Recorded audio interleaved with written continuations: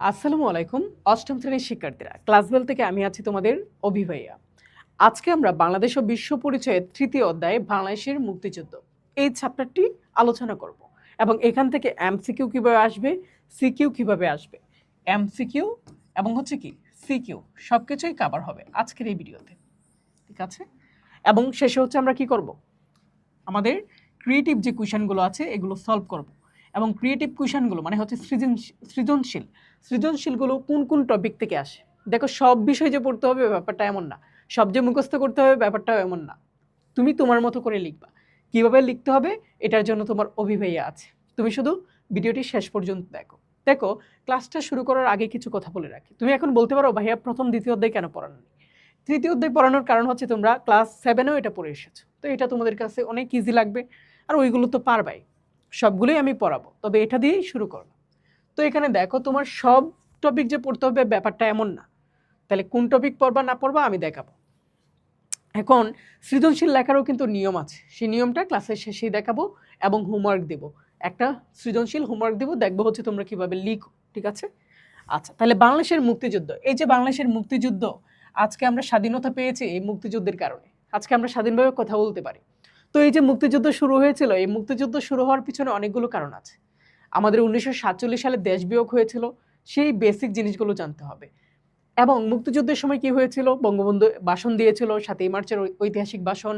Major Ziaur Rahman 26শে মার্চের স্বাধীনতার ডাক দেন, পরবর্তীতে সরকার গঠন করে যুদ্ধ পরিচালনা করার জন্য। তারপরে আমরা 9 মাস যুদ্ধ করার পর আমরা একটা কি স্বাধীনতা পেয়েছি এবং একটা পতাকা পেয়েছি এবং সার্বভৌমত্ব একটা দেশ পেয়েছি, ঠিক আছে?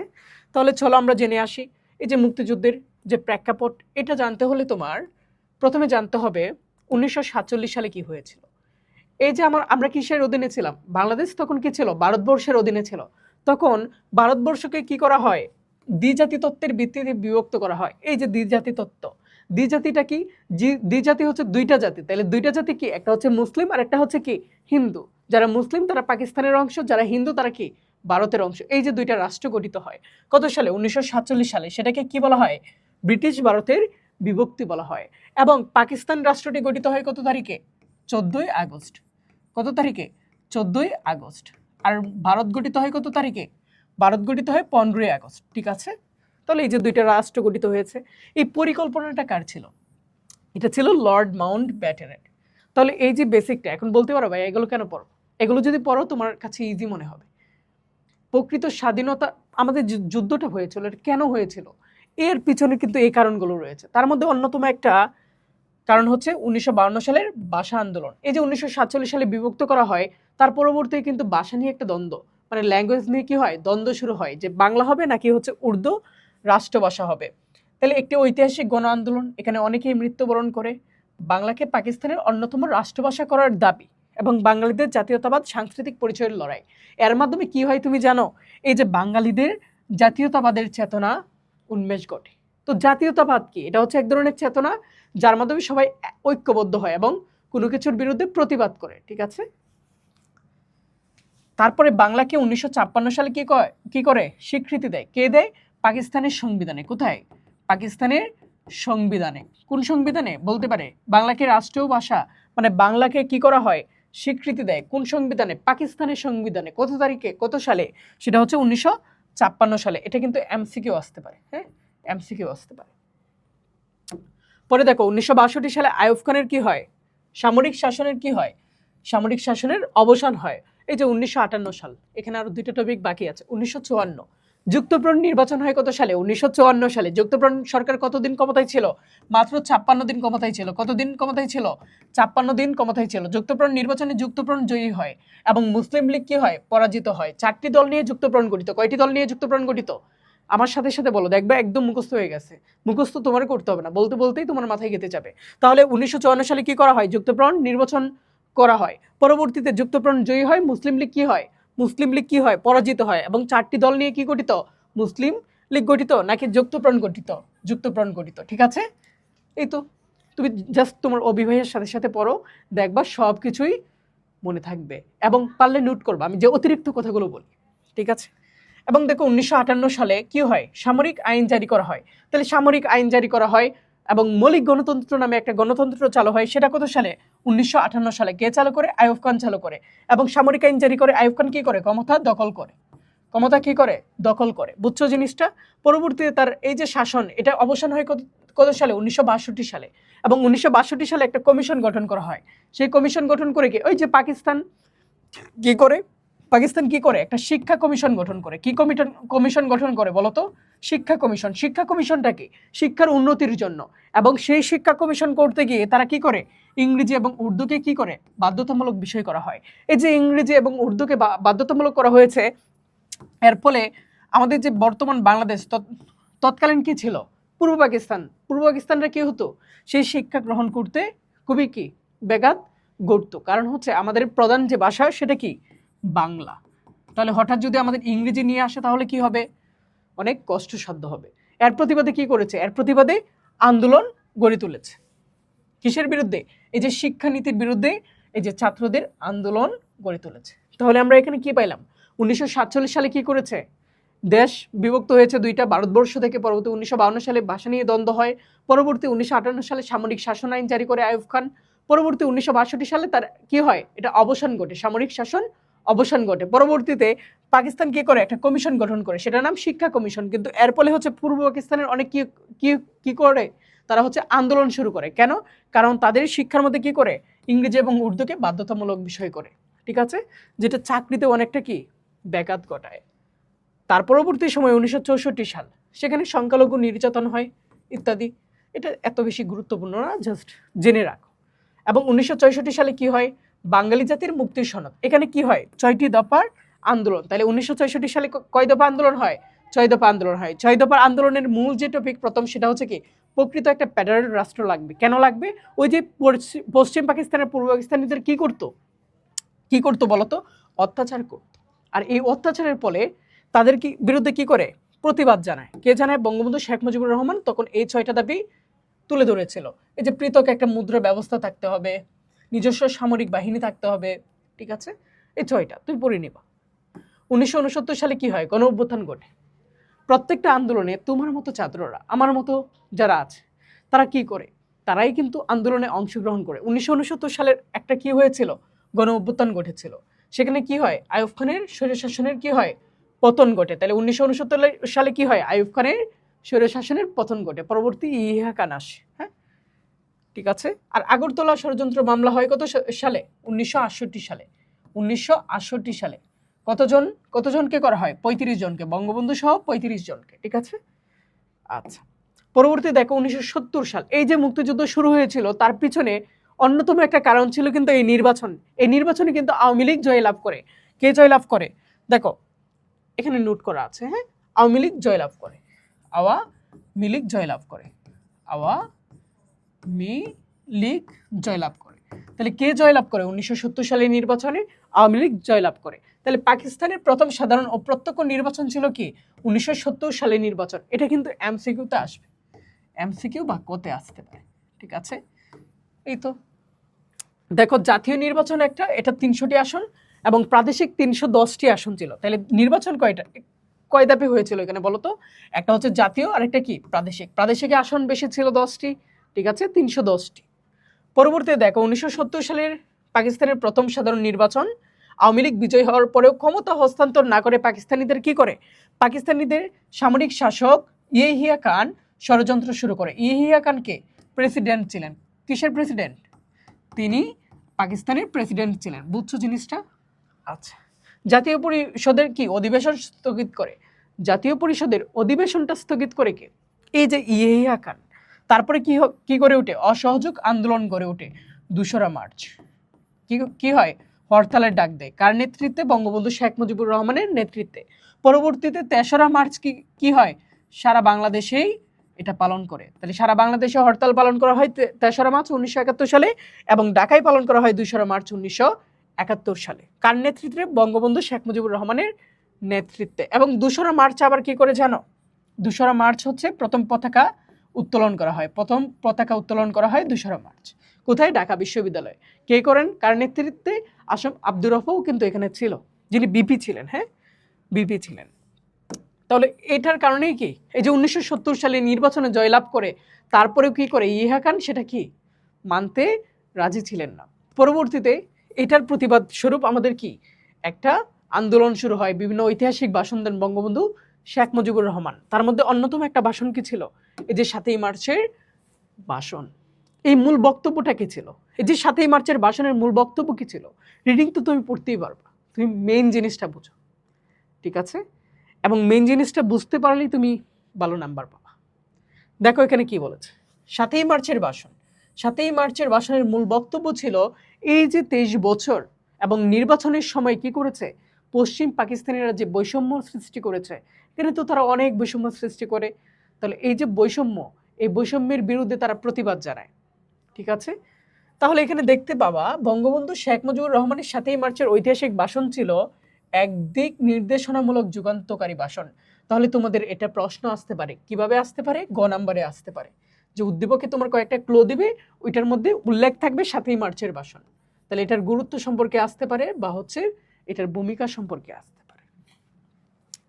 দেখো বঙ্গবন্ধু 7ই মার্চের ভাষণ পূর্ব পাকিস্তানের জনমনে ব্যাপক চাঞ্চল্যের কি করে সৃষ্টি করেছিল। এই ভাষণের মাধ্যমে বাঙালি আশা আকাঙ্ক্ষা ব্যক্ত হয়, বাঙালির আশা আকাঙ্ক্ষা ব্যক্ত হয় 7ই মার্চের ভাষণের মাধ্যমে।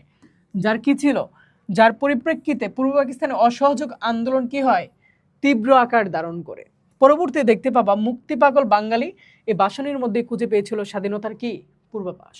তাহলে স্বাধীনতার পরবর্তী সময়ে কি করবে এবং পূর্ববর্তী সময়ে কি করতে হবে, এই দুইটা উদ্দেশ্য ছিল এই 7ই মার্চের ভাষণে। তাহলে কয়টি উদ্দেশ্য? দুইটি উদ্দেশ্য ছিল 7ই মার্চের ভাষণে, ঠিক আছে? তারপর এখানে দেখতে পাবা 1971 সালের 7ই মার্চ বঙ্গবন্ধুর ভাষণের মূল বক্তব্য ছিল বাংলাদেশের কি স্বাধীনতা। তাহলে 1971 সালে 7ই মার্চের ভাষণটাকে দিয়েছিল বঙ্গবন্ধু শেখ মুজিবুর রহমান, এবং এটার উদ্দেশ্য কি ছিল, মূল বক্তব্য ছিল বাংলাদেশের কি স্বাধীনতা, এবং এটার উদ্দেশ্য ছিল কয়টি? উদ্দেশ্য ছিল দুইটি। তাহলে এখানে তো তোমার দুইটি বাক্য হয়ে যায়, তুমি তোমার মতো করে লিখবা, তুমি তোমার মতো করে লিখবা, মুখস্থ বিদ্যা না। আচ্ছা, রেসকোর্স ময়দানের সেই ঐতিহাসিক ভাষণে বঙ্গবন্ধু শেখ মুজিবুর রহমান কি করে দেখো, বাঙালির উপর পশ্চিমা শাসক গোষ্ঠীর শোষণ, নিপীড়ন, অত্যাচার, বঞ্চনা এবং প্রতারণার যে পটভূমি, বিভিন্ন যে বৈষম্য, সাংস্কৃতিক, রাজনৈতিক, অর্থনৈতিক, সাংস্কৃতিক, এই যে বৈষম্য, এই বৈষম্যগুলো কি করেন, তুলে ধরেন। আর এই পটভূমি তুলে ধরেন কে? বঙ্গবন্ধু শেখ মুজিবুর রহমান, এবং এই সকল অন্যায়ের বিরুদ্ধে সংগ্রামের নির্দেশ দেন। তার বক্তব্যের উল্লেখযোগ্য দিক ছিল কি জানো, সেটা হচ্ছে কি, এবারের সংগ্রাম আমাদের মুক্তির সংগ্রাম, এবারের সংগ্রাম স্বাধীনতার সংগ্রাম। 7ই মার্চের এই ভাষণ থেকে বাঙালি ঐক্যবদ্ধ হওয়ার কি পায়, প্রেরণা ও উৎসাহ পায়, ঠিক আছে? তাহলে আমরা বলতে পারি 7ই মার্চের ভাষণটা খুবই গুরুত্বপূর্ণ ছিল মুক্তিযুদ্ধের এবং স্বাধীনতা পাওয়ার জন্য। 1971 সালে 7ই মার্চের ভাষণ দিয়েছিল বঙ্গবন্ধু শেখ মুজিবুর রহমান। দুইটা উদ্দেশ্য ছিল, যুদ্ধের পূর্ববর্তী সময়, স্বাধীনতার পূর্ববর্তী সময় কি করবে, এবং স্বাধীনতার পরবর্তী সময়ে দেশকে কিভাবে পরিচালনা করতে হবে, এই দুইটা উদ্দেশ্য। এবং এই ভাষণে তিনি বলেছিলেন এবারের সংগ্রাম আমাদের মুক্তির সংগ্রাম, এবারের সংগ্রাম আমাদের স্বাধীনতার সংগ্রাম। এই কথা থেকে আমাদের বুঝতে পারি 7ই মার্চের ভাষণটা ছিল মুক্তির সংগ্রামের, কিভাবে তারা মুক্তি পাবে, কিভাবে তারা স্বাধীনতা পাবে। লিখতে পারবা না? অবভিয়াসলি তুমি লিখতে পারবা। আচ্ছা, এর ফলে কিন্তু বাঙালি জনগণ কি হয়, ঐক্যবদ্ধ হয়। তারপরে তুমি দেখো এখানে কি আছে, অপারেশন সার্চলাইট। অপারেশন সার্চলাইট মানে এই না যে তুমি হচ্ছে হাসপাতালের কোনো একটা অপারেশনকে বোঝাচ্ছে, ব্যাপারটা এমন না। অপারেশন সার্চলাইট হচ্ছে ওই যে 1971 সালের কতই মার্চ, এখানে তোমার 17ই মার্চের দিকে আসতে হবে। দেখো 17ই মার্চ কি হয়েছিল, রাও পরমান আলী, কে? রাও পরমান আলী এবং হচ্ছে টিক্কা খান, তারা দুই ভাই মিলে কি করেছিল জানো, পরিকল্পনা করেছিল, একটা নীল নকশা তৈরি করেছিল যে 25শে মার্চ তারা কি করবে, অপারেশন সার্চলাইট, মানে একটা অপারেশন চালাবে, যেটা কি হয় 25শে মার্চ আমরা দেখতে পাই 1971 সালে, যেটা গণহত্যা নামে বিবেচিত। এই যে এই পরিকল্পনাটা করা হয়েছিল 1971 সালের 17ই মার্চ। কেন করা হয়েছিল তুমি জানো? এই যে বঙ্গবন্ধু শেখ মুজিবুর রহমান 7ই মার্চের ভাষণ দিয়েছিল, এই জিনিসটা বুঝতে হবে তোমার। 7ই মার্চের ভাষণ দেওয়ার ফলে বাঙালি জনগণ কি হয়, ঐক্যবদ্ধ হয় তাদের স্বাধীনতার জন্য, স্বাধীনতা পাওয়ার জন্য। এর ফলে কি হয়, ইয়াহিয়া খান একটু ভয় পায়, যার পরবর্তীতে তিনি 17ই মার্চ কার সাথে, এই বঙ্গবন্ধু শেখ মুজিবুর রহমানের সাথে একটা গোপন টেবিল বৈঠক করতে চান। পরবর্তী সময়ে দেখা যায় এর উল্টো হয়ে কি করে, তারা পশ্চিম পাকিস্তান থেকে বিভিন্ন অস্ত্র নিয়ে আসে কোথায়, পূর্ব পাকিস্তানে, এবং পরবর্তী এই যে নীল নকশা করেছিল রাও ফরমান আলী এবং টিক্কা খান 17 মার্চ, এটার পরিকল্পনা করে কত তারিখে সম্পন্ন করে হচ্ছে 25 মার্চ, যা আমাদের কি নামে পরিচিত?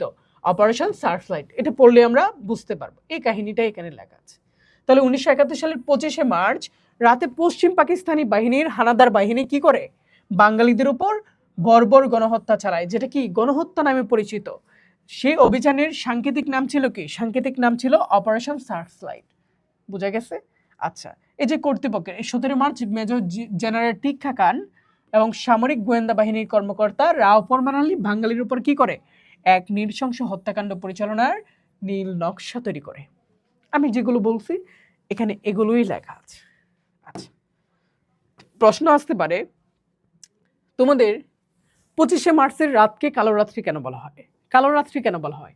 এই যে 1971 সালে 25 মার্চ রাতে অপারেশন সার্চলাইট নামে যে অভিযান চালানো হয়েছিল, পাকিস্তানি সেনাবাহিনী নিরস্ত্র বাঙালির ওপর কি ঝাঁপিয়ে পড়ে। তারা এই রাতে ঢাকার কি রাজারবাগ, পুলিশ লাইন্স, পিলখানায়, ইপিআর বর্তমানে বিজিবি সদর দপ্তর, ঢাকা বিশ্ববিদ্যালয় এলাকা, পূর্ণ ঢাকার সংখ্যালঘু এবং বিভিন্ন এলাকায় কি করে? আক্রমণ করে। এজন্য এটাকে কি বলা হয়? কালো রাত্রি হিসেবে পরিচিত। তারপরে দেখো বাংলাদেশের মুক্তিযুদ্ধের সূচনা কিভাবে হয়েছিল। এই যে 25 মার্চ তারা কি করে? হামলা চালায় নিরস্ত্র বাঙালিদের উপর। পরবর্তীতে মেজর জিয়াউর রহমান 26 মার্চ কি করে? স্বাধীনতার ডাক দেয় স্বাধীন বাংলা বেতার কেন্দ্র থেকে। ঠিক আছে, দেখো মানে প্রচার করা হয়েছিল। 1971 সালে 26 মার্চের মেজর জিয়াউর রহমানের স্বাধীনতার ঘোষণা থেকে বাংলাদেশের মুক্তিযুদ্ধের কি হয়? সূচনা হয়।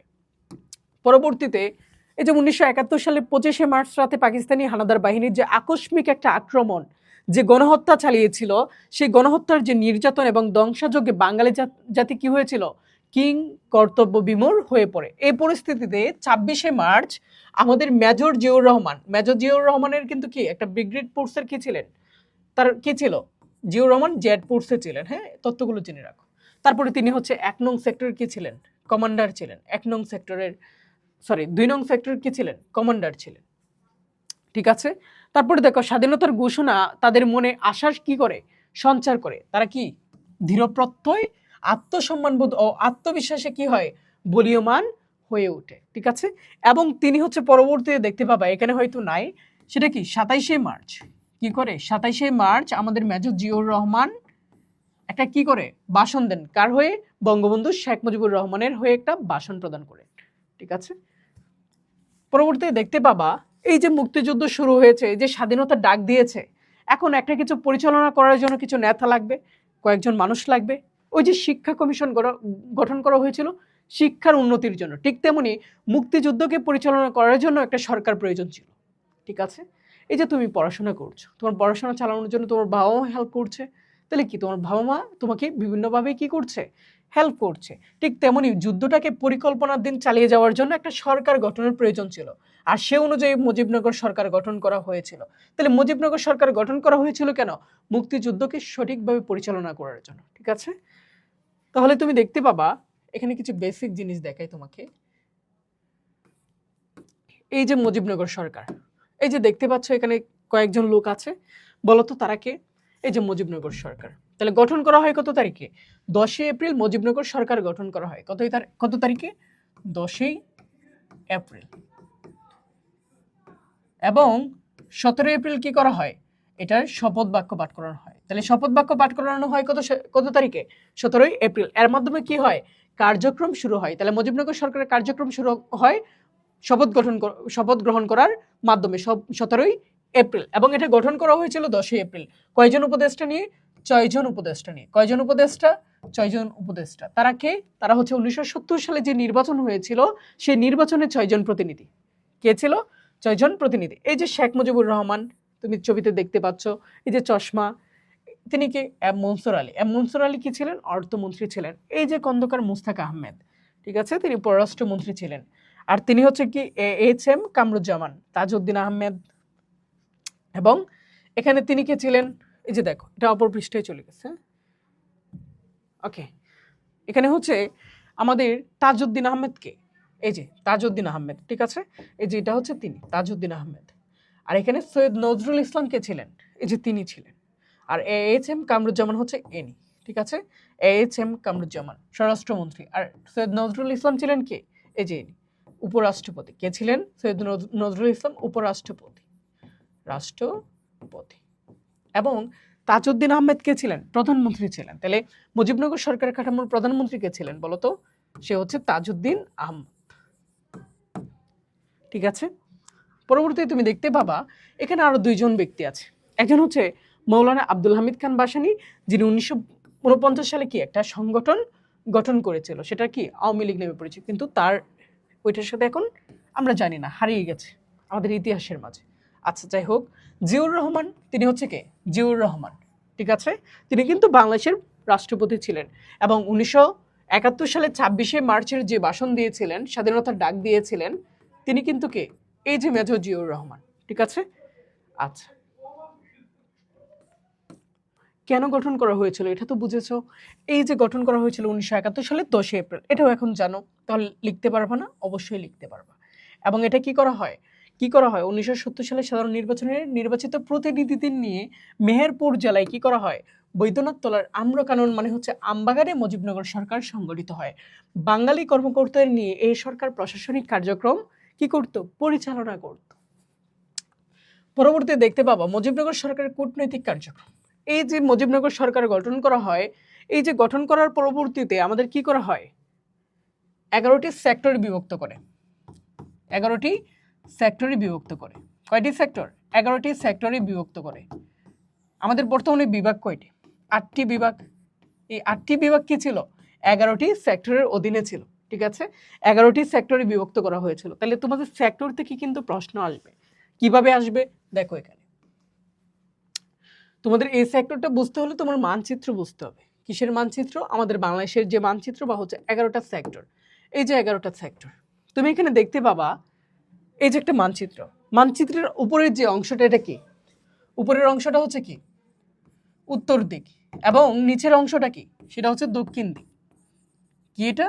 এটা হচ্ছে দক্ষিণ দিক। তাহলে মানচিত্রের উপরের অংশটা উত্তর দিক, নিচের অংশটা দক্ষিণ দিক, এবং এই যে বাম পাশের অংশটাকে আমরা পশ্চিম বলবো। কি বলবো? পশ্চিম বলবো। এবং এই দিকের যে অংশটা, এটা কি হবে বলতো? পূর্ব।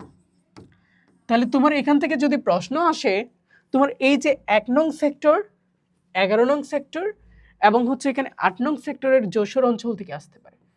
ঠিক আছে, যশোর জেলা শত্রুমুক্ত জেলা কি জানো? এই যে 11টি সেক্টরে বিভক্ত করা হয়, প্রথম শত্রুমুক্ত যে জেলাটা ছিল এটা হচ্ছে যশোর। তাহলে যশোর কত নং সেক্টর অধীনে ছিল? 8 নং। এই যে 8 নং এর বিভাগ ছিল হচ্ছে খুলনা। কি ছিল? খুলনা। ঠিক আছে, 8 নং সেক্টর এবং 9 নং সেক্টর কি ছিল? খুলনার অধীন ছিল। 8 নং এবং কি 9 নং। আর খুলনার একটা অংশ কি? এই যশোর জেলা। তাহলে যশোর জেলা প্রথম কি? শত্রুমুক্ত জেলা। শত্রুমুক্ত জেলা মুক্তিযুদ্ধের সময়। তাহলে এটা কিন্তু ইম্পর্টেন্ট, এটা 7 স্টার আগেই দিয়ে দিলাম। তাহলে তুমি পড়লেই এখন দেখতে পারবা। দেখো আমাদের এইভাবে পড়লে হচ্ছে আমরা মনে রাখতে পারবো। কিভাবে মনে রাখবো এটাও দেখাই দিচ্ছি। এই যে বইটার দিকে তাকাও, এই যে এখানে লেখা আছে, কত কিছু লেখা আছে। এগুলো কি আমাদের মনে রাখা সহজ? সহজ হবে? সহজ হবে না। যদি তুমি চিত্রটা একটু মনোযোগ দিয়ে একটু বুঝতে পারো, তাহলে এটা তোমার মনে রাখতে খুবই সহজ হবে। দেখো এখানে আমাদের মুক্তিযুদ্ধের সেক্টর কয়টা ছিল? 11টা। 1 নং সেক্টর কি ছিল? 1 নং সেক্টর গঠন করা হয়েছিল চট্টগ্রাম, পার্বত্য চট্টগ্রাম, কক্সবাজার ও নোয়াখালী জেলায়। তোমার এখানে সবগুলো ইম্পর্টেন্ট না। এই যে হচ্ছে 1 নং, দেন হচ্ছে তোমার 11 নং সেক্টর, এবং হচ্ছে 2 নং সেক্টর, 2 নং এবং 8 নং। এই 2-3টা সেক্টর যদি মনে রাখতে পারো, ওকে, ঠিক আছে। তারপর হচ্ছে এই যে 11 নং সেক্টর। তাহলে এই 11 নং, 2 নং এবং 1 নং। 11 নং সেক্টর কেন গুরুত্বপূর্ণ? কারণ 11 নং সেক্টর হচ্ছে সবচেয়ে শেষের সেক্টর। এই যে তোমার অভিভাইয়া, তোমার অভিভাই হচ্ছে এখানে কি ক্লাস লেভেলের শেষ টিচার। ঠিক আছে, তাহলে এটা কি 11 নং সেক্টর হচ্ছে সর্বশেষ সেক্টর, এই জন্য গুরুত্বপূর্ণ। আর প্রথমটা তো প্রথম, এই জন্য গুরুত্বপূর্ণ। আর 2 নং সেক্টর গুরুত্বপূর্ণ হওয়ার কারণ হচ্ছে এটা ঢাকায় অবস্থিত। ঠিক আছে, এই জন্য 2 নং সেক্টর। পরবর্তীতে তুমি দেখতে পাবা, আর যশোরটা তো গুরুত্বপূর্ণ বললাম, প্রথম শত্রুমুক্ত জেলা। পরবর্তীতে তুমি এখানে দেখতে পাবা, এই যে তোমার এই জিনিসটা বুঝতে হবে। তুমি যদি এখানে জিনিসটা বুঝতে পারো তাহলেই হবে। তাহলে 1 নং সেক্টর কোথায় ছিল? চট্টগ্রাম ছিল। 1 নং সেক্টর কোথায় ছিল ভাইয়া বলো তো? এই যে চট্টগ্রাম। এই যে এখানে বঙ্গোপসাগর, এই বঙ্গোপসাগরের পাশে কি আছে? এই যে 10 নং সেক্টর। 10 নং সেক্টর কি ছিল? নৌ কমান্ডার ছিল। কি ছিল?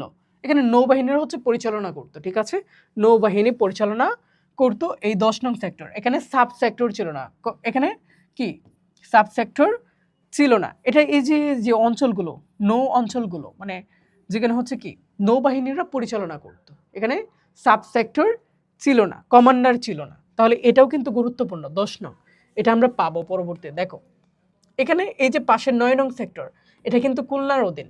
এগুলোর চেয়ে ইম্পর্টেন্ট হচ্ছে তোমার এখানে 2 নং সেক্টরটা। 2 নং সেক্টর কোথায়? ঢাকায়। কোথায়? 2 এবং 3 হচ্ছে ঢাকায়। পাশাপাশি এখানে তোমার আর কিছু জেলা যুক্ত হয়েছে, এখানে যে তোমাদের চাঁদপুর, কুমিল্লা, কুমিল্লা এখানে যুক্ত হয়েছে। এবং এই 3 নঙে তোমার এখানে কিশোরগঞ্জ আছে। তোমার সব কিছু জানতে হবে না, কি লিখবা না লিখবা এটা দেখাবো এখন। তারপরে দেখো এই যে 4-5, এটা কি? এটা হচ্ছে সিলেটের একটা অংশ। তাহলে এখানে কি পাইলাম? 1 নং সেক্টর কোথায়? চট্টগ্রাম। 11 নং সেক্টর কোথায়? এই যে ময়মনসিংহ। এই যে তোমার অভিভাইয়ের বাড়ি কোথায়? এখানে 11 নং সেক্টর। তাহলে আমার সেক্টর কোথায়? 11 নং সেক্টর। এটা দিয়ে মনে রাখবা, হ্যাঁ, ঠিক আছে। তাহলে তোমার অভিভাবকের সেক্টর কোথায়? 11 নং সেক্টর। তাহলে 11 নং সেক্টর মনে থাকবে না? অবশ্যই মনে থাকবে। এই যে 11 নং সেক্টরের পাশে কি আছে দেখো, 6 নং সেক্টর। 6 নং সেক্টর কোথায়? 6 নং সেক্টর হচ্ছে রংপুরে। তাহলে রংপুরের কি? রংপুর, কুড়িগ্রাম, ঠাকুরগাঁও। এই যে রংপুর, রংপুর কত নং সেক্টরে ছিল? 6 নং সেক্টরের অধীন ছিল। 7 নং সেক্টরের অধীন কি ছিল? 7 নং এর অধীন ছিল হচ্ছে রাজশাহী। তাহলে আমরা পাইলাম না এগুলো। তাহলে রাজশাহী কত নং সেক্টরে ছিল? 7 নং। এখন আমার সাথে বলো 1 নং সেক্টর কোথায় ছিল? 1 নং সেক্টর চট্টগ্রামে ছিল। কোথায় ছিল? চট্টগ্রামে ছিল। চট্টগ্রামের 3টা অঞ্চল ছিল, খাগড়াছড়ি। আর এই খাগড়াছড়িতে হচ্ছে প্রথম সদর দপ্তর ছিল। 1 নং সেক্টরের সদর দপ্তর কোথায়? খাগড়াছড়িতে। খাগড়াছড়ি, খাগড়াছড়িতে, ঠিক আছে। খাগড়াছড়িতে কি 1 নং সেক্টর, এর সদর দপ্তর। তাহলে এটা কিন্তু মনে রাখবা। তাহলে কি কি লিখতে হবে এখন আমি বলে দিচ্ছি। তাহলে এটা মনে থাকবে না। 1 নং সেক্টরের পাশে দেখো 10 নং সেক্টর, যেখানে কি ছিল না? সাব সেক্টর কমান্ডার ছিল না। এটা নৌপথ মানে হচ্ছে নৌবাহিনীর পরিচালনা করত। এবং এর পাশে দেখতে পারবা 9, 9 এর পাশে 8। এই 8 এর মধ্যে গুরুত্বপূর্ণ হচ্ছে আসতে পারে যশোর, যশোর এলাকা সম্পর্কে একটা ক্লু দিল, তাহলে তুমি বুঝে যাবা এটা সেক্টর কত? 8 নং। এবং 11 নং হচ্ছে ময়মনসিংহ সেক্টর। তুমি 3টা সেক্টর মনে রাখবা। একটা হচ্ছে 1 নং সেক্টর কে ছিল? চট্টগ্রামের ছিল। 11 নং সেক্টর কে ছিল? তোমার অভিভাইয়া ছিল। 11 নং সেক্টর মানে কি? ময়মনসিংহ অবস্থিত, আর কয়েকটা অঞ্চল রয়েছে। আর 2 নং সেক্টর সেটা কোথায় ছিল? ঢাকায় অবস্থিত ছিল, ঠিক আছে। তারপরে দেখো কিভাবে লিখবা তুমি। এই যে এখন দেখো, এখন দেখো এই যে 1 নং সেক্টর। তাহলে 1 নং সেক্টরটা কোথায় বলো তো? চট্টগ্রাম। এই যে তাহলে তুমি 3টে জিনিস লিখবা। গঠন করা হয় কোথায়? চট্টগ্রামের পার্বত্য চট্টগ্রাম, কক্সবাজার, নোয়াখালী। তাহলে এখানে এই যে অংশটা বঙ্গোপসাগরের এই যে পাশে, এই যে এখানে কক্সবাজারের কিছু অংশ ছিল কোথায়? 1 নং সেক্টরে। তাহলে এটার সদর দপ্তর কোথায় ছিল? সদর দপ্তর ছিল খাগড়াছড়ির হরিণা। তাহলে 1 নং সেক্টর কোথায় ছিল? সদর দপ্তর কোথায় ছিল? খাগড়াছড়ির হরিণা। সেক্টর প্রধান ছিলেন মেজর জিয়র রহমান। তাহলে সেক্টর প্রধান কে ছিলেন? মেজর জিয়র রহমান। তাহলে এটা কিন্তু গুরুত্বপূর্ণ। এই যে আচ্ছা, 2 নম্বর সেক্টর কি ছিল? ঢাকা কুমিল্লা ছিল। এটা ততটা ইম্পর্টেন্ট না যতটা ইম্পর্টেন্ট 1 নংটা। আচ্ছা, তাহলে এটা লিখতে পারবা আশা করি। তাহলে এই যে 2 নং সেক্টর, হ্যাঁ, যেটা আমরা চিত্রে বুঝিয়েছি। আচ্ছা, তারপরে দেখো এখানে আরেকটা যে সেক্টর ছিল, কোথায় এটা? সেটা হচ্ছে 8 নং সেক্টর। হ্যাঁ, এই যে 8 নং সেক্টর কিন্তু গুরুত্বপূর্ণ। তা 8 নং সেক্টর কি বলেছে? 8 নং সেক্টর কোথায় ছিল? এই যে 8 নং সেক্টর, যেটা কোথায় ছিল? যশোর ছিল এটার একটা অংশ, যেটা হচ্ছে প্রধান কি শত্রুমুক্ত একটা অঞ্চল বা জেলা। তাহলে এটা কি হলো? এটা হলো সমগ্র কুষ্টিয়া, মাগুরা, ঝিনাইদহ, যশোর জেলা, ফরিদপুরের অংশবিশেষ এলাকা এবং কি দৌলতপুর সাতক্ষীরা সড়কের উত্তরাংশ নিয়ে সেক্টর 8 গঠন করা হয়। এর সদর দপ্তর ছিল নদিয়ার কল্যাণী, কি কল্যাণীতে। সেক্টর কমান্ডার ছিলেন কে? মেজর আবু উসমান। তাহলে তোমার কোন জিনিসগুলো লিখতে হবে? সেক্টর কমান্ডার লিখতে হবে। কি লিখতে হবে? সেক্টর কমান্ডারটা উল্লেখ করবা, দপ্তর উল্লেখ করবা, এই কয়েকটা জিনিস উল্লেখ করতে পারলে, আর অঞ্চলটা উল্লেখ করবা। তাহলে এই 3টা জিনিস যদি উল্লেখ করতে পারো তাহলেই হচ্ছে তুমি ভালো মার্ক পাবা। এগুলো আসবে কোথায়? এই যে গ নাম্বারে, এবং হচ্ছে গ নাম্বারে তোমাদের আসবে। তারপরে আরেকটা দেখো, সেটা হচ্ছে কি? সেটা হচ্ছে এই যে 11 নং সেক্টর এবং হচ্ছে 10 নং সেক্টর। তাহলে কয়টা সেক্টরের নাম বললাম? 4টা সেক্টরের নাম বললাম। একটা 8 নং সেক্টর, 1 নং সেক্টর, 11 নং সেক্টর এবং কি এই 10 নং সেক্টর। এই 4টা সেক্টর থেকে তোমাদের প্রশ্ন আসবে। আচ্ছা, কিশোরগঞ্জ বাদে সমগ্র ময়মনসিংহ ও টাঙ্গাইল। তাহলে অভিদাতার বাড়ি কোথায়? ময়মনসিংহ। তাহলে ময়মনসিংহ কোথায়? সেটা হচ্ছে 11 নং সেক্টর অধীনে ছিল যুদ্ধ চলাকালীন। তাহলে এই 11 নং সেক্টর অঞ্চল কি ছিল? ময়মনসিংহ টাঙ্গাইল জেলার নগরবাড়ি আরিছা থেকে ফুলছড়ি কি বাহাদুর দোরাবাদ পর্যন্ত যমুনা নদী, তাহলে এখানে কি আছে যমুনা নদী। তাহলে এটা কত নং সেক্টর 11 নং সেক্টর। সদর দপ্তর কোথায় মেঘালয়ের মহেন্দ্রপুর।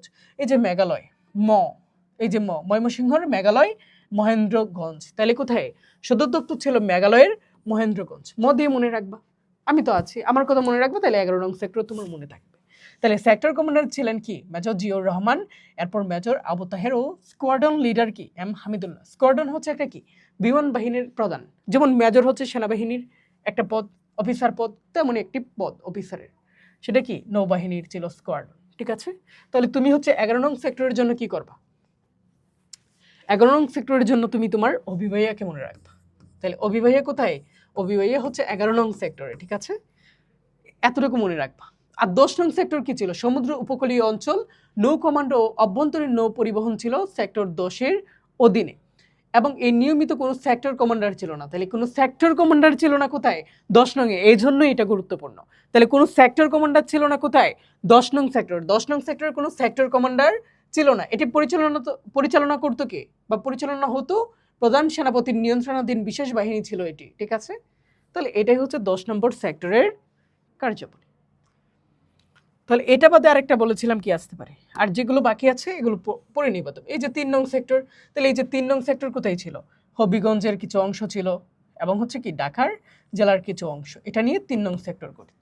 ঠিক আছে, এবং মেজর কে এন শফিউল্লাহ ছিলেন। শফিউল্লাহ কি এসপোর্টসের অধীনে ছিলেন, এসপোর্টস। ঠিক আছে, ওই যে পোর্টস, ব্রিগেড পোর্টস কয়টা, 3টা। কয়টা পোর্টস, 3টা পোর্টস, এসপোর্টস, কে পোর্টস এবং হচ্ছে জেড পোর্টস। জেড পোর্টস তো জিয়াউর রহমান। আচ্ছা, তাহলে তোমার এখান থেকে এভাবে প্রশ্নটা আসতে পারে। তাহলে আমরা কোথায় ছিলাম, এই যে এখানে। তাহলে কি ক্লিয়ার এটা তোমাদের? ওকে,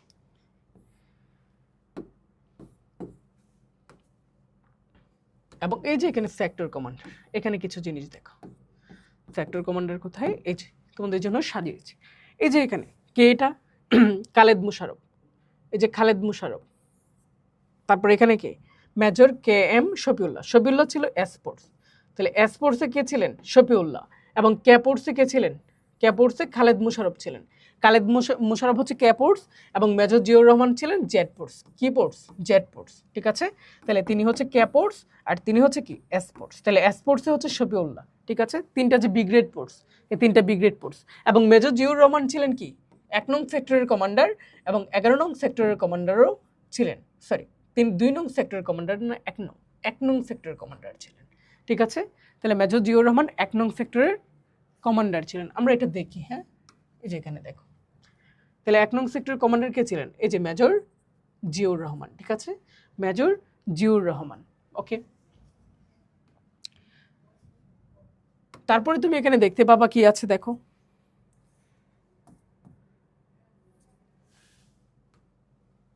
তারপরে দেখো এখানে কি আছে, আমাদের যে মুক্তিযুদ্ধ হয়েছিল, এই যে মুক্তিযুদ্ধের কিছু নিয়ামক শক্তি দেখো।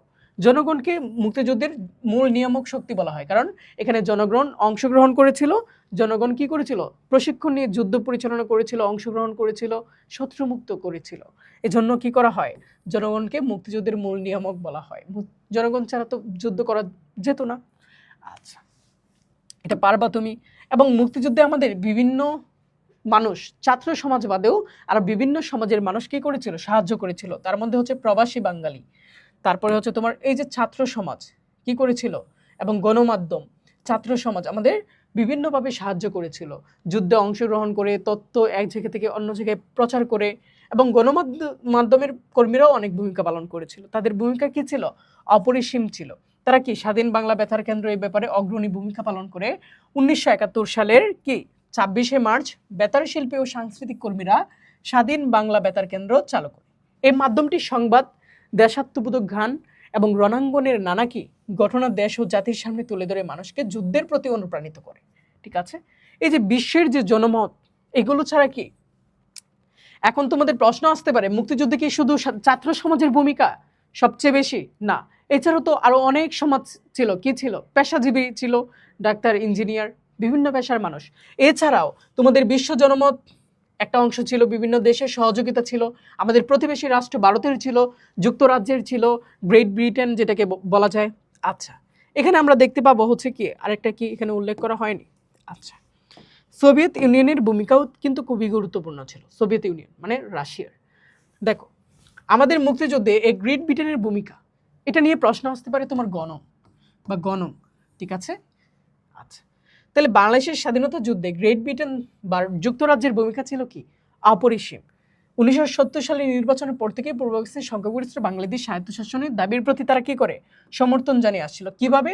তারা দেশটির কি প্রচার মাধ্যমে, বিশেষত বিবিসি এবং লন্ডন থেকে, হ্যাঁ, যুক্তরাজ্যের লন্ডন প্রকাশিত পত্রপত্রিকার মাধ্যমে ঢাকায় পাকিস্তানি বাহিনীর 25শে মার্চের নির্মম হামলার কি উঠে?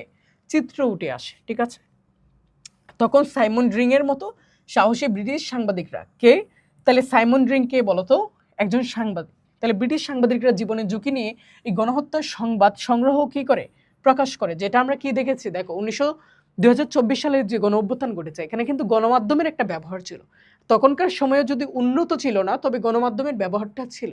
বিভিন্ন তথ্যচিত্র অত্যাচারের, সেগুলো কি করতো? বিশ্ববাসীর কাছে ছড়িয়ে দিত বিভিন্ন দেশের মানুষ।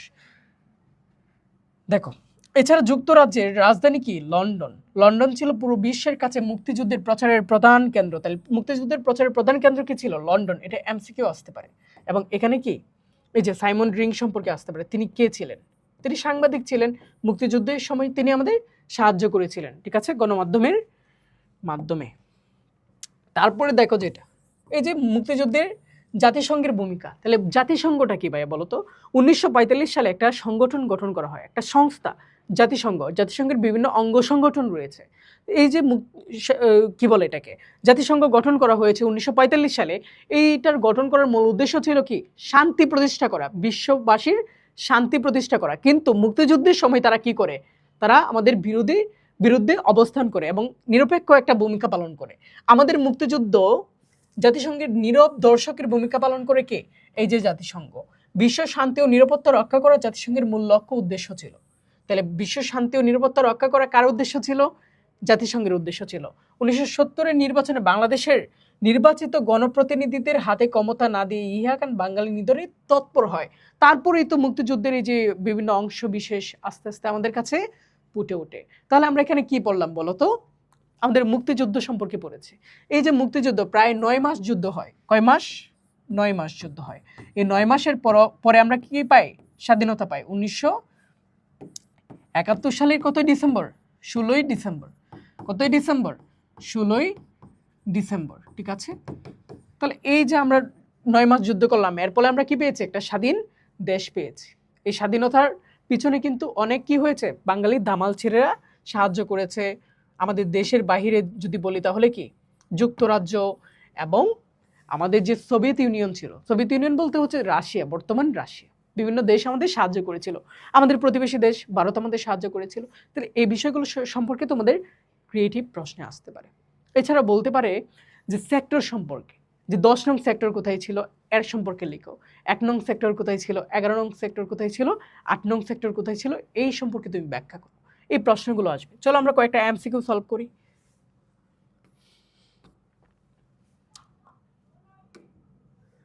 দেখো এই যে তোমাদের এখানে কি আছে? কয়েকটা অনুধাবনমূলক প্রশ্ন আছে, এগুলো নিজে নিজে পড়ে নিবা। হ্যাঁ, তো এই যে এগুলো তো তুমি এখন পারবাই। এই যে দেখো, সোহরাওয়ার্দী উদ্যানের পূর্ণ নাম কি? এটা তো তুমি পারবা, তোমাদের হোমওয়ার্ক দিয়েছিলাম। 70 সালের নির্বাচন। এই যে এখানে ছাত্র সংগ্রাম, হ্যাঁ, এই কোয়েশ্চেনটা আমি একটু সলভ করে দিই। ছাত্র সংগ্রাম গঠিত হয় কত তারিখে? এখানে আমি যদি বলি সর্বদলীয়, যদি সর্বদলীয় বলি তাহলে হচ্ছে কি লিখবা? 4 জানুয়ারি। সর্বদলীয় লিখলে কি লিখবা? 4 জানুয়ারি, ঠিক আছে। আর শুধু যদি বলি হচ্ছে কি ছাত্র সংগ্রাম, তাহলে লিখবা হচ্ছে 3রা মার্চ। কি লিখবা? 3রা মার্চ। আর যদি সর্বদলীয় বলি তাহলে 4 জানুয়ারি হবে, ঠিক আছে। তাহলে 1970 সালের নির্বাচনে কোন দল জয়লাভ করে বলো তো? আওয়ামী লীগ। এগুলো তো পারবাই। তাহলে এগুলো কি আর দেখে দিতে হবে? হবে না, এগুলো নিজে নিজে পড়ে নিবা। এবং পতাকা উত্তোলন করা হয় কত তারিখে? 2রা মার্চ, ঠিক আছে। তারপরে দেখো এখানে কি বলেছে, আমাদের কয়েকটা এমসিকিউ সলভ করি। তোমাদের কয়টি এমসিকিউ আসবে? 30টি এমসিকিউ আসবে। এই 30টি এমসিকিউ থেকে সবসময় টার্গেট রাখবা 28 বা 29 পাওয়ার জন্য। 28 বা 29 এটা পসিবল। এবং তুমি যদি এমসিকিউ ভালো করতে পারো তাহলে সৃজনশীলে তুমি ভালো একটা মার্ক পাবা। তাহলে তুমি 90+ মার্ক পাওয়ার সম্ভাবনা থাকবে, ঠিক আছে। এবং সৃজনশীলে কিন্তু 9 পাওয়া সম্ভব নয়। আচ্ছা, কোনো বিষয়ে মিল থাকার কারণে পূর্ব বাংলাকে পাকিস্তানের একটি প্রদেশ করা হয়, বলতো কিসের মিল থাকার কারণে? এই যে 1000 কিলোমিটার দূরত্ব, কিসের কারণে? সেটা একমাত্র হচ্ছে কিসের কারণে? দূরত্বের কারণে না। কিসের কারণে? ল্যাঙ্গুয়েজ, ভাষা না। ধর্ম নাকি সংস্কৃতি? অবভিয়াসলি কি ধর্মের কারণে, ঠিক আছে? কারণ তারাও মুসলিম, আমরাও মুসলিম ছিলাম, এই তত্ত্বের ভিত্তিতে, ঠিক আছে? তাহলে সংস্কৃতি আর হবে না। ঠিক এভাবে অনেকগুলো এমসিকিউ এখানে আছে, সবগুলো তো আর পসিবল না সলভ করে দেওয়া, অনেক সময় হয়ে যাবে, ঠিক আছে? তো এগুলো পড়ে নেবা, আমি কয়েকটা সলভ করে দিই। তাহলে বাংলাদেশের মানচিত্রে জাতীয় পতাকা প্রথম উত্তোলন করা হয় 1971 সালের কত তারিখে বলো তো? 7ই মার্চ না, 25শে মার্চ না, 16 ডিসেম্বর না। 16 ডিসেম্বর আমরা বিজয় লাভ করি। 25শে মার্চ কি?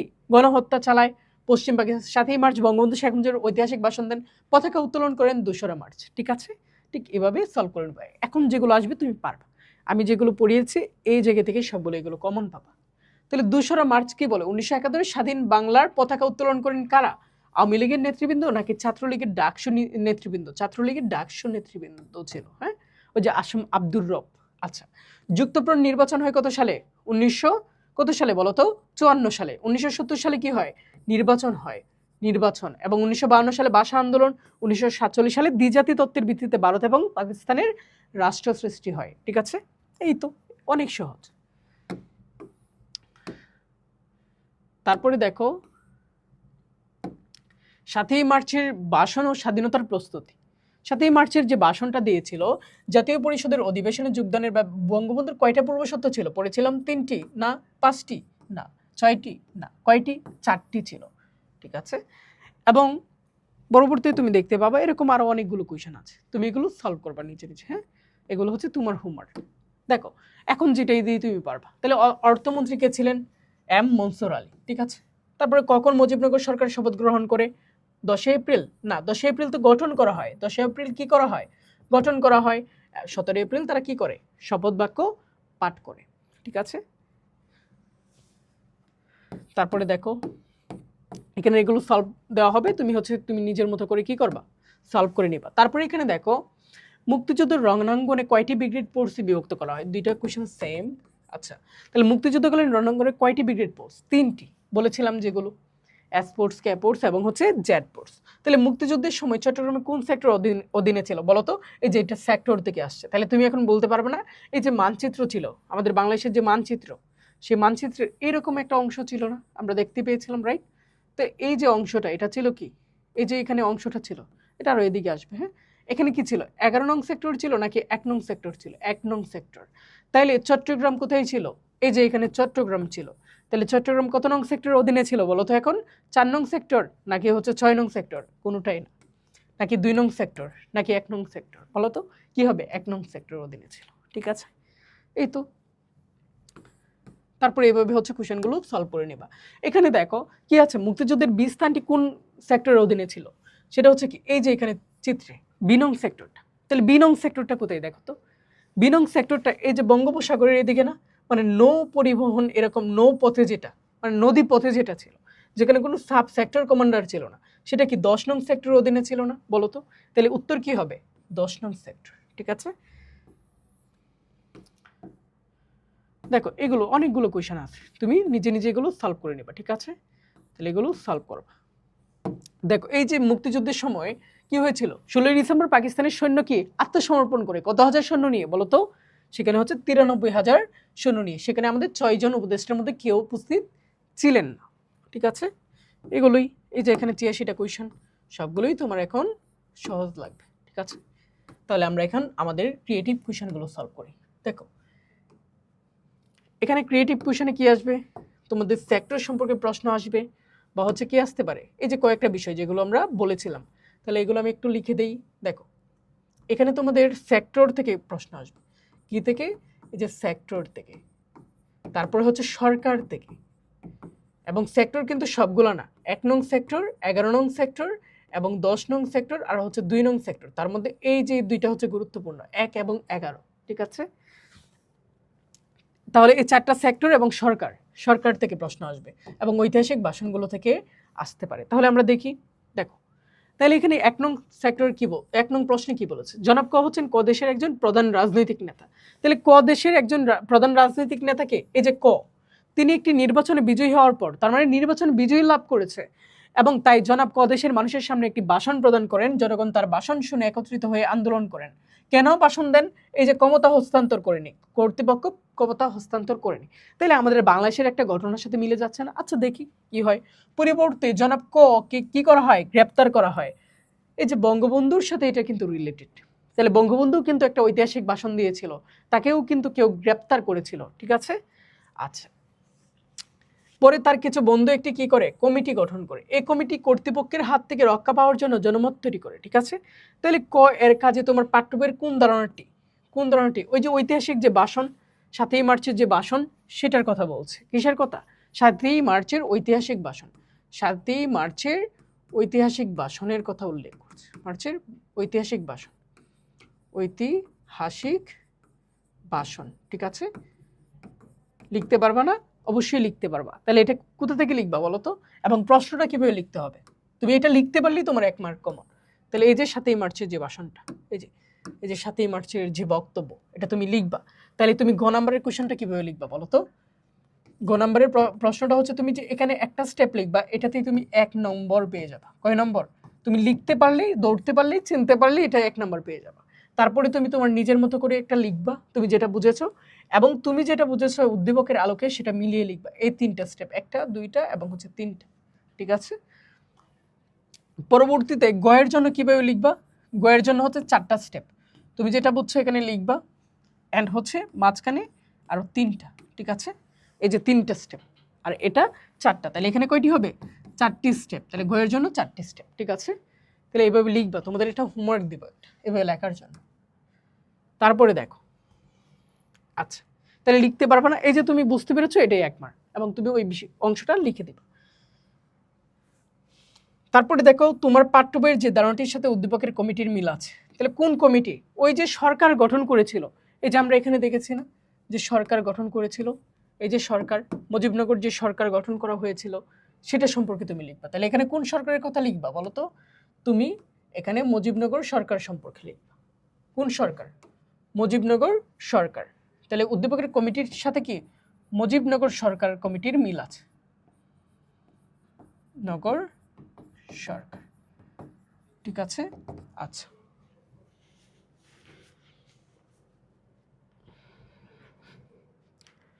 তারপরে দেখো আমাদের 2 নং যে প্রশ্নটা, এখানে ক খ বাধা গেছে, এগুলো হচ্ছে পড়ে নিবা। হ্যাঁ, মিত্র বাহিনী কি? ওই যে মুক্তিযুদ্ধে যে এগুলো আমাদের সাহায্য করেছিল, আমাদের কি ছিল? একটা মুক্তি বাহিনী এবং মিত্র বাহিনী ছিল। মিত্র বাহিনী কি? যারা মিত্র মানে কি? যারা হচ্ছে বন্ধু হিসেবে এসেছিল, ওই যে ভারত। আচ্ছা, আমরা আমাদের দেশকে ভালোবাসবো কেন? কারণ এই দেশ আমাদের কি করেছে? স্বাধীনভাবে বেঁচে থাকার অধিকার দিয়েছে। মায়ের মতো, ঠিক মা যেমন আগলে রাখে, দেশও আমাদের তেমন আগলে রাখে। এজন্য কি আমরা দেশকে ভালোবাসবো, ঠিক আছে? প্রশ্ন 2, ঘটনা 1 কি বলেছে? 1971 সালে মার্চ মাসের শেষ সপ্তাহ, এক রাতে হঠাৎ কি গোলাগুলির শব্দ। এটি ছিল নিরস্ত্র বাঙালিদের উপর শাসক গোষ্ঠীর কি আক্রমণ। শাসক গোষ্ঠীর কি ছিল বলতো? আক্রমণ। এবং 2 ঘটনার কি দেখতে পাবা? তাহলে এই যে মার্চের শেষ সপ্তাহ কি 25শে মার্চের কথা স্মরণ করে না? তাহলে এটা কি একটা অপারেশন সার্চলাইট যেটা হয়েছিল 25শে মার্চের ঘটনা। তাহলে 1971 সালের এপ্রিল মাস রাজনৈতিক নেতাবৃন্দ সংগঠিত হয়ে গড়ে তোলে কি প্রতিরোধ। এক পর্যায়ে শাসক গোষ্ঠী এদেশে ছেড়ে যেতে বাধ্য হয়। তাহলে এই ঘটনাটা কি বলতো? গড়ে তোলে কি একটা প্রতিরোধ। তাহলে আমরা দেখি কোশ্চেনটা কি। এই যে ঘটনা 1, ঠিক আছে? বেতার কেন্দ্র কোথায় ছিল? চট্টগ্রামের। আচ্ছা, তাহলে ঘটনা 1 কি বলছে? ঘটনা 1 দ্বারা আর যৌথ বাহিনী গঠন করা হয় কেন? মুক্তিযুদ্ধ সঠিকভাবে কি করার জন্য? প্রতিরোধ করার জন্য তাদের। মিত্র বাহিনী এবং কি মিত্র বাহিনী আরেকটা কি ছিল বলতো? মুক্তি বাহিনী। এই 2টা বাহিনী মিলে কি গঠন করা হয়? যৌথ বাহিনী গঠন করা হয়। আচ্ছা, ঘটনা 1 দ্বারা বাংলাদেশের ইতিহাসে কোন ঘটনাকে ইঙ্গিত করে? এই যে ঘটনা 1 দ্বারা বাংলাদেশের ইতিহাসের কি ঘটনা? বাংলাদেশের যে 25শে মার্চের রাতের ঘটনা, 25শে মার্চের রাতের অপারেশন সার্চলাইট, গণহত্যার কথা। সেটা কি ছিল? গণহত্যা নামে পরিচিত এখন, গণহত্যা, ঠিক আছে? পরবর্তীতে দেখো ঘটনা 2, তুমি এই যে দৌড়তে পেরেছো, তোমার 1 মার্ক কমন। তাহলে এটা সম্পর্কে লিখবা। আচ্ছা, কি লিখবা তুমি? এই যে এখানে যেটা পড়েছি আমরা, এখানে কি পড়েছো? এই যে অপারেশন সার্চলাইট, তুমি এটা সম্পর্কে লিখবা, ঠিক আছে? কিভাবে লিখতে হবে আমি প্রথমেই দেখিয়ে দিয়েছি। তারপরে তুমি দেখো ঘটনা 2, এই উল্লেখিত বিষয়টি বাংলাদেশের স্বাধীনতা অর্জনের ক্ষেত্রে কি ভূমিকা পালন করেছে। এই যে এখানে কি ঘটনা যে 2, সেখানে কি বলেছে, 1971 সালে এপ্রিল মাস রাজনৈতিক নেতৃবৃন্দ সংগঠিত গড়ে তোলে প্রতিরোধ, এক পর্যায়ে শাসক গোষ্ঠী এ দেশে কি করে ছেড়ে যেতে বাধ্য হয়। তাহলে এখানে কি বোঝাচ্ছে বলো তো, সেখানে হচ্ছে মুজিবনগর সরকার যে গঠন করা হয়েছিল, মুজিবনগর সরকারকে বোঝাচ্ছে। তাহলে এই সরকার কি স্বাধীনতা অর্জনের জন্য কি করেছিল, মুখ্য ভূমিকা পালন করেছিল। তাহলে কি করেছিল, হ্যাঁ মুখ্য ভূমিকা পালন করেছিল, কারণ সে কি করেছিল বলতো, মুক্তিযুদ্ধ সঠিকভাবে পরিচালনার জন্য কি করেছিল, বিভিন্ন পরিকল্পনা গ্রহণ করেছিল। ঠিক আছে, তুমি তোমার মতো করে লিখবা। আচ্ছা, পরে দেখো এই যে এখানে সেক্টর থেকে প্রশ্ন আসবে। মুজিবনগর সরকার কি, তুমি তো জানোই 1971 সালে 10 এপ্রিল যে সরকার গঠন করা হয় সেটা কি মুজিবনগর সরকার নামেই পরিচিত। তাহলে 1971 সালে 25শে মার্চ রাতে পরিচালিত অপারেশনটি ব্যাখ্যা করো। তাহলে তুমি লিখতে পারবা না, হ্যাঁ লিখতে পারবা। আচ্ছা, তাহলে মানচিত্রে বি চিহ্নিত স্থান, তাহলে এখানে বি চিহ্নিত স্থানটা কি দেখি, বি চিহ্নিত স্থানটা কি দেখি তো, এই যে বি চিহ্নিত স্থান, তাহলে বি চিহ্নিত স্থানটা কি, কি বোঝাচ্ছে এখানে, কি এটা কোন সেক্টরের অধীনে ছিল বলো তো, বি সেক্টর। এই যে এখানে কি ছিল, এখানে 1 নং সেক্টর ছিল চট্টগ্রামে। আমি বলেছিলাম কয়েকটা টাইপ থেকে প্রশ্ন আসবে। এই যে তোমার অভিভাইয়ের বাড়ি কোথায়, কত নং সেক্টরে ছিল, 11 নং সেক্টরে ছিল, ময়মনসিংহ। তাহলে তুমি লিখতে পারবা না এটা সম্পর্কে, অবভিয়াসলি লিখতে পারবা। তাইলে বি চিহ্নিত স্থানে মুক্তিযুদ্ধের কোন সেক্টর, 11 নং সেক্টরটি ছিল। তাহলে 11 নং সেক্টরের কে ছিল বলো তো, সেটা হচ্ছে ময়মনসিংহ ছিল। কি ছিল, ময়মনসিংহ, ময়মনসিংহ। কিভাবে লিখবা, দেখো কিভাবে লিখবা। আচ্ছা, এই যে তোমাদের কোথায়, তোমাদের 11 নং সেক্টর, এই যে 11 নং সেক্টরে যেগুলো দেখিয়েছিলাম, এই যে এটা লিখবা। আমি 7 স্টার দিয়েছিলাম, ঠিক আছে। তাহলে এটার প্রধান কে ছিল, সদর দপ্তর কোথায় ছিল, মেঘালয়ের মহেন্দ্রগঞ্জ, ময়মনসিংহ মেঘালয়ের মহেন্দ্রগঞ্জ। এতটুকু মনে রাখবা, আর অভিবাহীকে মনে রাখবা। তাহলে 11 নং সেক্টর তোমার ক্লিয়ার। পরবর্তী দেখো কি বলেছে, মানচিত্রের এ চিহ্নিত স্থানে, তাহলে মানচিত্রের কি স্থানে, এ চিহ্নিত স্থানে সেক্টর একটি স্থান মুক্তিযুদ্ধের সূচনা লগ্নে বিশেষ ভূমিকা পালন করে। তাহলে এখানে ভূমিকা পালন করে এ চিহ্নিত সেক্টর একটি স্থান। তাহলে এ চিহ্নিত সেক্টরটা কি বলতো, সেটা হচ্ছে কি চট্টগ্রাম, সেটা কি চট্টগ্রাম। তাহলে লিখতে পারবা না। তাহলে এই যে তুমি চিনতে পেরেছো 11 নং সেক্টরটা, সেটাই তো তোমার 1 মার্ক কমন। তারপরে তুমি বিস্তারিত লিখবা, কি লিখবা, এখানে কি লিখবা বলো তো, এই যে 11 নং সেক্টর। এই যে কি কিশোরগঞ্জ বাদে সমগ্র ময়মনসিংহ টাঙ্গাইল জেলার নগরবাড়ি আরিচা থেকে পুলচার বাহাদুরবাদ পর্যন্ত যমুনা নদী ও তীর অঞ্চল নিয়ে, সরি এটা না, এটা তো 11 নং, সেটা কি হবে 1 নং হবে। হ্যাঁ, তাহলে এই যে 1 নং গঠন করা হয়, এটা কি করা হয়, সদর দপ্তর ছিল খাগড়াছড়ির হরিণা। তাহলে 1 নং সেক্টর কোথায় ছিল বলো তো, 1 নং সেক্টর কোথায় ছিল, চট্টগ্রামের ছিল। হ্যাঁ, চট্টগ্রামে। কোথায় এটা, ওকে। এই যে এ নং সেক্টরটা কোথায় ছিল, 1 নং সেক্টরে ছিল। ঠিক আছে, 1 নং সেক্টর। ঠিক আছে, তুমি কি লিখতে পারবা না, অবশ্যই লিখতে পারো। পরবর্তী দেখো, এই যে 4 নাম্বার কি বলছে, অপারেশন জ্যাকপট কি, মুক্তিবাহিনী ও মিত্র বাহিনীর সমন্বয়ে গঠিত বাহিনী কি, যৌথ বাহিনী। এটা পড়ে নিবা। তারপরে দেখো প্রদত্ত রেখাচিত্রের কিউ নির্দেশক তারিখের ঘটনাটি ব্যাখ্যা করো। তাহলে কিউ নির্দেশক এখানে কি, এটা বলো তো, এটা কি 10 এপ্রিল। 10 এপ্রিল কি করা হয় বলো তো, সরকার গঠন করা হয়, মুজিবনগর সরকার। তাহলে এই যে তুমি ধরতে পেরেছো, বুঝতে পেরেছো, তাহলে তো 1 মার্ক পাবা। এখন এর গঠনটি তুমি ব্যাখ্যা করবা, তুমি তোমার মতো করে করবা। পূর্বের কোশ্চেনেও কিন্তু এটা আলোচনা করেছি। তাহলে এখন বলো তো রেখাচিত্রের আর নির্দেশক তারিখের গঠনের জন্য পি এবং কিউ নির্দেশক তারিখের ঘটনা উল্লেখযোগ্য আর কোথায়, দেখো তো 16ই ডিসেম্বর। 16ই ডিসেম্বর কি হয়েছিল, আমরা বিজয় অর্জন করেছিলাম 9 মাস যুদ্ধ করার পর। তাহলে এখানে বলছে এটার সাথে কি পি এবং কিউ। তাহলে এখানে পি কোথায়, 7ই মার্চের ভাষণ, কিউ কোথায় 10 এপ্রিল।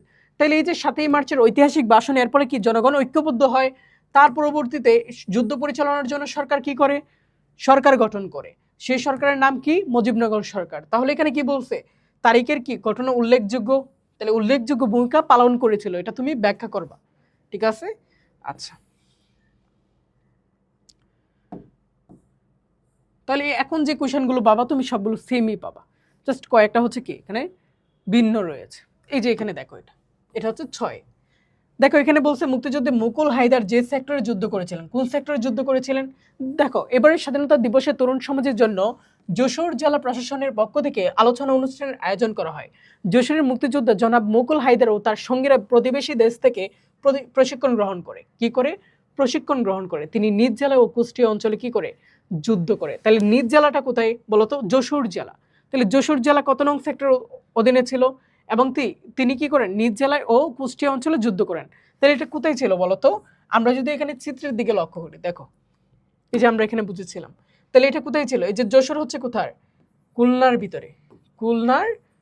খুলনার ভিতরে কি ছিল? কুষ্টিয়া ছিল এবং কি যশোর ছিল। তাহলে এটা কত নং সেক্টর? 8 নং সেক্টর।